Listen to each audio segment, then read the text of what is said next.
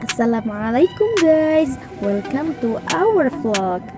Sebelum melanjutkan video ini, yuk kita lihat tata cara protokol kesehatan berikut yang sederhana dan mudah dipahami. Pertama, memakai masker. Masker yang sesuai dengan anjuran ya pastinya. Yang kedua, mencuci tangan dengan sabun dan air mengalir. Dan tetap jaga jarak antar sesama teman ya guys.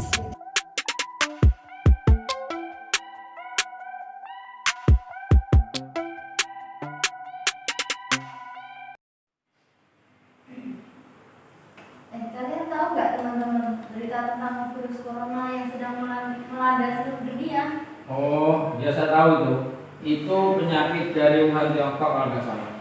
Dan penyakit itu termasuk salah satu penyakit yang mematikan. Iya, pasien yang pertama terkena saja 59 orang dan matinya pun secara bersama. Oh, kok sampai segitunya ya? Emang penularan dan gejalanya itu bagaimana sih? Kalau saya baca di artikel kemarin itu penularannya seperti ini. Misalnya pertama yaitu melalui transmisi cairan. Misalnya saat kita batuk, bersin, berbicara. Terus yang kedua melalui transmisi udara, misalnya saat kita flu. Yang ketiga melalui transmisi antara kulit dengan kulit, atau lebih jelasnya itu bersentuhan. Kalau gejalanya itu nyaris mirip seperti flu, cuma demamnya itu lebih tinggi di atas 80 derajat. Penderitanya itu mengalami sakit kepala, batuk, dan sesak nafas. Maka dari itu pemerintah mengajak kita untuk selalu menerapkan protokol kesehatan seperti saat kita pakai masker, terus cuci tangan dan social distancing. Wabah ini juga berdampak pada beberapa hal seperti perekonomian, kemudian aktivitas sosial dan dunia pendidikan. Semua aspek ini kegiatan ini harus dihentikan demi mencegah penularan. Kalau kita membahas pendidikan, bagaimana sekolah-sekolah harus diliburkan? Kemarin saya minta kita mengasih entah itu isu atau dan adanya keluaran pendidikan kita itu mengambil kebijakan yaitu sekolah tetap aktif, tetapi sistem pembelajarannya itu diganti dengan sistem daring. Oh, kalau masalah daring-daring itu pembelajaran yang seperti apa sih? Yang saya ketahui sih pembelajaran daring itu seperti pembelajaran online yang bisa dijangkau dengan jarak jauh, yang menghubungkan teknologi elektronik, kemudian dari teknologi berbasis internet, seperti hanya aplikasi Zoom, Hangout, dan Google Classroom yang bisa dimanfaatkan untuk pembelajaran ini. Terus pertanyaan saya, pembelajaran seperti itu apakah bisa efektif atau mungkin malah sebaliknya? Mungkin pertanyaan itu kita bungkus, terus kita lanjutkan untuk diskusi besok. Tetapi kita tetap update berita terkini tentang pendidikan. Assalamualaikum warahmatullahi wabarakatuh. Waalaikumsalam.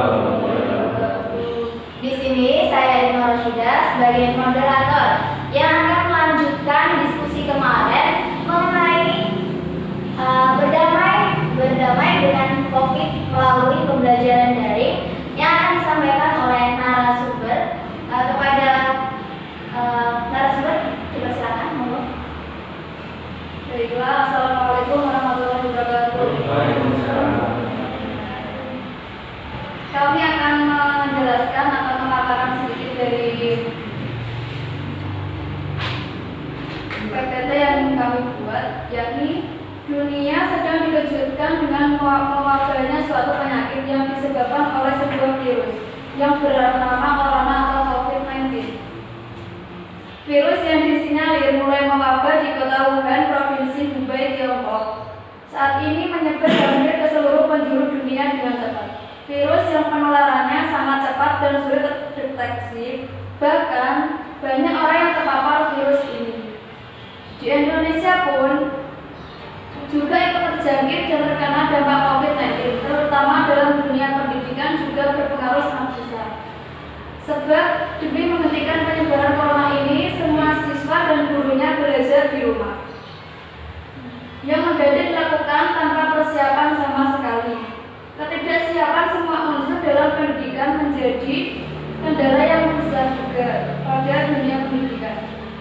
dengan perubahan cara belajar, mengajar dari tatap muka sekarang menjadi daring atau dalam jaringan, dan semua itu membutuhkan kesiapan dari semua unsur, dimulai dari pemerintah, sekolah itu sendiri, dari guru, siswa, dan orang tua.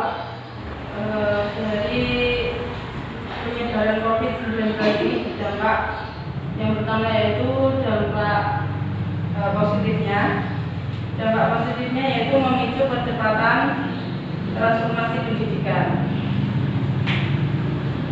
COVID-19 yang datang tak diundang ini memunculkan sekolah-sekolah harus ditutup dalam upaya memberhentikan penularan pandemi.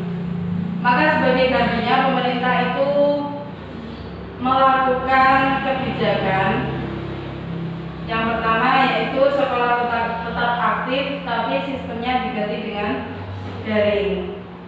Nah, ini mengharuskan untuk semua kalangan, misalnya guru, siswa, orang tua juga harus cakap dalam teknologi.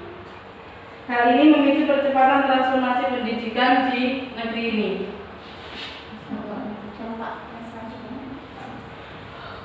Oke, nanti dampak yang positif, sekarang dampak yang negatif. Karena COVID-19 ini proses belajar terasa lebih berat. Dengan tingkat kemampuan berpikirnya siswa yang kurang aktif, kreatif dan inovatif terhadap pembelajaran yang dilakukan secara daring. Terus belajar di rumah dan dipenuhi tugas oleh para guru. Susah memahami materi sendiri. Banyak siswa yang menyalahgunakan belajar di rumah dengan game online dan yang lainnya mungkin. Terus berpengaruh juga dampak negatifnya berpengaruh pada perekonomian. Ya. Itulah hasil pemaparan dari materi yang dijelaskan. Mungkin ada yang belum jelas atau mungkin masih janggal, bisa ditanyakan, monggo. Jadi intinya dalam waktu ini dengan adanya virus corona berarti pembelajaran itu dilakukan lewat daring ya. Jadi kalau daring kan berarti membutuhkan internet. Terus bagaimana solusi terbaik jika salah satu mahasiswi itu rumahnya itu pelosok, dalam arti jangkauan internet sangat sulit? Mahasiswi, contoh siswa saja ya. Siswa. Itu gimana? Gimana? Gimana para narasumber? Mungkin saya bisa menambah, bisa menjelaskan apabila siswa di pedesaan kan internet susah, terus pembelajaran harus tetap dilakukan. Jadi gini, apabila guru, maksudnya dalam desa itu belum terkonfir oleh COVID-19, guru bisa melakukan pembelajaran itu siswa disuruh ke rumah sebagai pengganti pembelajaran daring. Karena kalau memang desanya belum terkonfir kan nggak apa-apa kan, daripada anak itu nggak belajar sama sekali. Itulah solusi maksudnya yang harus dilakukan guru atau secara maksudnya bergilir dari rumah guru satu ke guru lain ke guru lain. Kalau bisa seperti ini, mungkin seminggu sekali ke sekolah. Kan saat momen di pedesaan kan kadang ada yang terjadikan dengan ada yang tidak. Nah, tapi di desa, saya contohkan di desa ini saja ya. Di desa ini itu sistem pendidikannya itu seminggu sekali harus datang ke sekolah guna untuk menyetorkan tugas yang sudah diberitahukan lewat WhatsApp tersebut. Pokoknya seminggu sekali atau seminggu 3 kali datang ke sekolah, nanti guru memberikan tugas atau apapun lah terkait dengan pelajaran tersebut. Mungkin ada Gimana? Ini loh ya, kan namanya daring kan berarti tidak bisa belajar secara langsung. Terus kalau solusinya kok datang ke rumah guru, berarti seakan-akan ngapain dibuat daring? Padahal namanya adanya virus kan tidak boleh keluar, tidak boleh berinteraksi. Tambah disuruh. Itu kan solusi dari luar daring kan katanya internet nggak bisa, terus mau apa yang dilakukan?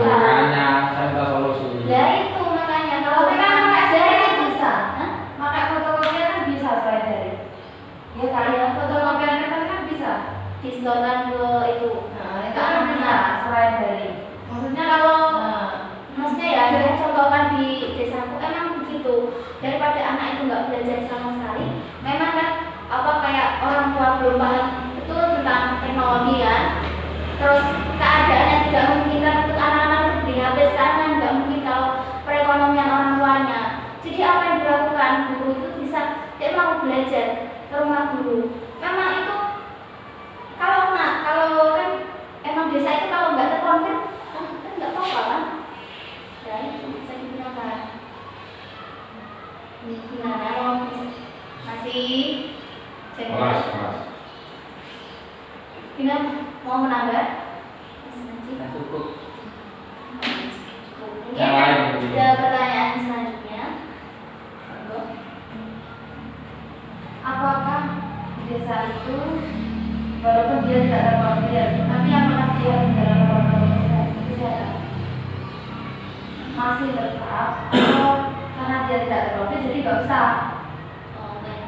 Menurut saya itu masih tetap menggunakan protokol kesehatan, karena pemerintah sendiri sudah menetapkan kebijakan untuk selalu menaati protokol kesehatan tersebut. Jadi meskipun desa tersebut tidak terpapar oleh virus, tetapi juga mengantisipasi lah dan mengantisipasi daripada juga untuk mencegah penularan. Walaupun itu tidak terkonfirmkan, kadang virus bisa datang di mana saja. Jadi tetap harus menjaga kebersihan. Karena juga COVID ini ya, ini yang baru rilis, baru update itu yang banyak penyakit COVID ini. Itu cara penularannya itu dari udara. Jadi kalau di pedesaan yang tidak terkonfirm, ya itu sebaiknya tetap menggunakan protokol kesehatan yang sudah. Mungkin yang mau bertanya lagi, monggo. Kan membahas dari secara keseluruhan media apa yang paling efektif untuk digunakan untuk dari Media apa yang efektif digunakan untuk dari saat ini ya? Monggo materi bisa dijawab. media apa yang efektif ya, saat digunakan saat pembelajaran dari seperti ini. Kalau saya menurut saya pribadi efektif itu bisa lewat PPT kan. Di situ PPT itu uniknya apa? Di situ tuh ada banyak kreasi ya, kreasi di situ tentang materi. Nah, jadi anak itu mudah untuk memahami. Dicoba ini tentang fikih, nah ini tentang fikih masalah haji. Nah, di sini dibuat agar anak itu bisa mudah memahami apa sih rukun haji itu dengan tanpa membaca langsung di LKS ataupun di buku elektronik ya, langsung lewat sini. Ini misalnya haji ya, uniknya apa di sini ya, jadi anak itu keingintahuannya itu tinggi. Oh, unik seperti ini, jadi pengetahuannya itu ingin lebih. Uniknya itu pembelajaran ini bisa mudah memahamkan siswa untuk belajar. Kan lebih singkat, sudah disibukkan.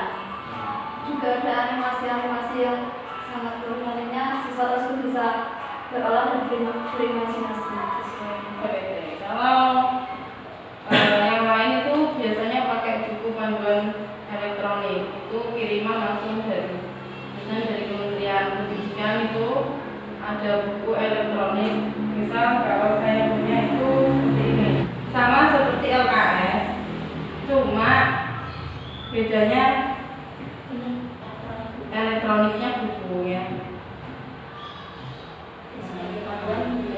Ini juga sesuai dengan materi-materi pertingkatan kelas. Jadi kalau saya punya ini buku elektronik yang agama, kalau umum belum punya. Mungkin ada yang lain. Bagaimana caranya pas pembelajaran daring itu semua anak itu bisa mengikuti daring itu? Biasanya kan ada 1, 2 yang enggak aktif pas waktu daring itu. Itu caranya 1, 2. Iya. Itu bagaimana caranya biar anak itu bisa aktif online terus? Yang lainnya cuma Iya, cuma mengikuti saja. Gimana materi? Sulit ya memang. Kalau menurut saya itu begini ya, kan siswa tersebut dari orang tua sendiri tuh loh juga mengawasi saat siswanya anaknya itu sedang melakukan pembelajaran daring. Misal nanti kalau ada tugas dari gurunya dikirimkan di grup, kan itu kan yang tahu misalnya kan ibunya kan. Nah itu ibunya memberikan konfirmasi kepada anaknya untuk mengerjakan apa yang sudah diberikan kepada guru tersebut. Dan nantinya guru tersebut juga mempunyai inisiatif kalau sudah mengikuti pembelajaran ini harus ada bukti autentik dan dikirimkan kepada saya. Ini saya seperti itu. Saya menambah ya. Seperti adanya aplikasi Hangout atau video call yang bisa dijangkau semua anak, maksudnya semua orang dari jarak jauh. Seperti kan itu kan bisa langsung tatap muka. Kalau memang internet itu bisa untuk digunakan semua siswa. Jadi Hangout itu bisa mempermudah, jadi guru itu siap tahu semua yang anak itu langsung ikut video call tersebut, pembelajaran tersebut. Kalau memang itu internetnya sudah tersedia. Bagaimana dengan solusi jika orang tuanya tidak mengerti teknologi? Solusi orang tuanya tidak mengerti teknologi. Gimana cara supaya Itu dari pihak sekolah seperti tadi yang dikatakan oleh Pak Amal, itu dari pihak sekolah itu memberikan kewajiban yang memang harus disetorkan karena untuk bukti bahwa siswa itu benar-benar mengikuti pembelajaran dari ini. Saya ingin menambahkan, jika orang tuanya belum mengerti ya soal teknologi, anaknya bisa diikutkan kepada orang tua atau siswa temannya yang mengerti tentang teknologi tersebut. Jadi dia kan juga bisa mengikuti jika orang tua belum bisa tahu apa itu teknologi yang sedang dilakukan itu.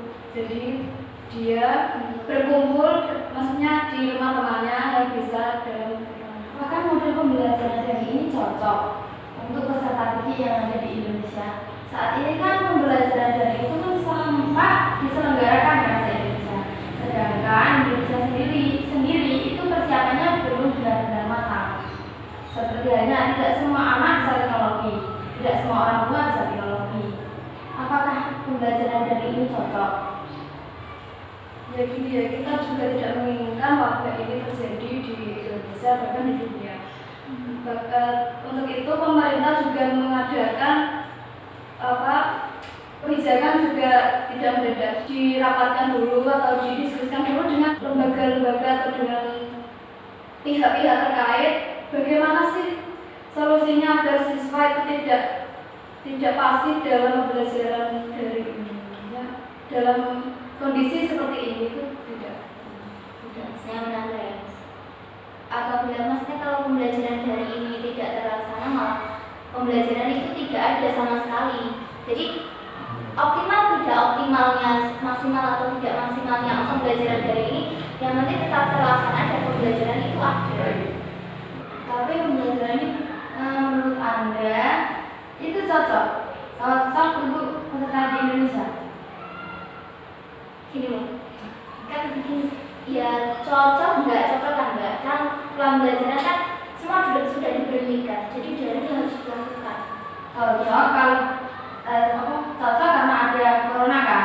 Kalau tidak ada corona berarti tidak cocok? Ya, kalau cocok ya, kalau sekolah tinggi kan maksudnya sekolah SMA negeri kayak di kota-kota itu cocok-cocok aja, karena apa? Internet juga sudah ada, aplikasi sudah, maksudnya pengetahuan di kota itu, maksudnya anak-anak kan sudah mendukung. Lain beda kalau di pedesaan kan semua teknologi mungkin bisa, tapi belum bisa menguasai seperti anak siswa-siswa yang ada di kota-kota kan. Kalau dikatakan cocok atau tidak cocok itu tergantung pada kondisinya. Masih ada yang jawab? Saya tutup ya. Sekian dari diskusi kali ini, mungkin masih ada pembelajaran bisa di lain waktu kita selesaikan sendiri. Saya akhiri. Wassalamualaikum warahmatullahi wabarakatuh. Waalaikumsalam warahmatullahi wabarakatuh.